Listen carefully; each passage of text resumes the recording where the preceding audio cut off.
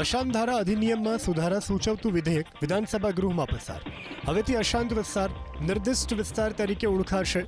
મહેસૂલ રાજ્યમંત્રી સંજયસિંહ મહીડાએ કહ્યું કે આ સુધારાનો મુખ્ય ઉદ્દેશ નિર્દિષ્ટ વિસ્તારોમાં મિલકતોનું અનૈચ્છિક સ્થળાંતર રોકવાનો અને કાયદેસરના માલિકોના હિતોનું રક્ષણ કરવાનો છે. નારાજ વ્યક્તિના વ્યાપમાં વધારો કરી હવે નિર્દિષ્ટ વિસ્તારમાં રહેતી કોઈ પણ વ્યક્તિ પોતાના હિતોના રક્ષણ માટે કલેક્ટર સમક્ષ રજૂઆત કરી શકશે. જે વિસ્તારમાં જાહેર વ્યવસ્થાનો ભંગ થવાની સંભાવના હોય તેવા વિસ્તારને પણ કાયદાની જોગવાઈઓ અનુસાર નિર્દિષ્ટ વિસ્તાર જાહેર કરી શકાશે. મિલકતના રક્ષણ માટે કલેક્ટર સુઓ મોટો અથવા કોઈ પણ નારાજ વ્યક્તિની અરજી પર તપાસ કરી શકશે. જો મિલકતની તબદીલી વાંધાજનક જણાશે તો કલેક્ટર તે મિલકત પોતાના કબજામાં લઈ શકશે. લોકોની આર્થિક હાડમારી દૂર કરવા માટે નવી જોગવાઈ ઉમેરવામાં આવી છે, જે મુજબ નિર્દિષ્ટ વિસ્તારની વ્યક્તિ પોતાની મિલકત નાણાકીય સંસ્થાઓમાં ગીરો મૂકીને લોન કે સહાય મેળવી શકશે.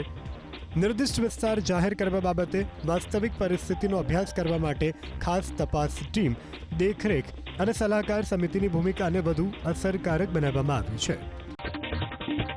અશાંત ધારાને લઈ અમદાવાદ વેજલપુરના ધારાસભ્ય અમિત ઠાકરે કર્યો સનસનીખેજ દાવો. જુહાપુરાને વેજલપુર ગામ સુધી પહોંચાડવાનું ષડયંત્ર થયું હોવાનો અમિત ઠાકરે કર્યો દાવો. અમિત ઠાકરે દાવો કરતા કહ્યું કે વેજલપુરના પાટા સુધી જુહાપુરા પહોંચાડવાનું ષડયંત્ર છે. આખા વિસ્તારને અશાંત બનાવવાનું ષડયંત્ર કરાવવું છે. લોકો પાણીના ભાવે મિલકત વેચવા મજબૂર બને તે પ્રકારનું ષડયંત્ર કરવામાં આવ્યું છે. સંકલન સમિતિની બેઠકમાં વારંવાર વિરોધ કર્યો છે.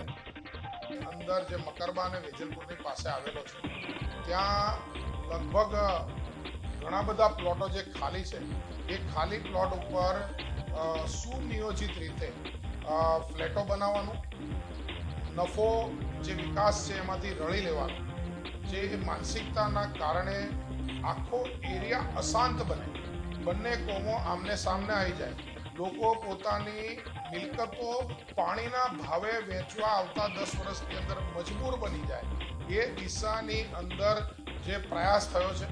મેં વારંવાર દરેક કલેક્ટર કમિશનરની કચેરીની અંદર આ સંકલનની અંદર મેં આનો વિરોધ કર્યો છે.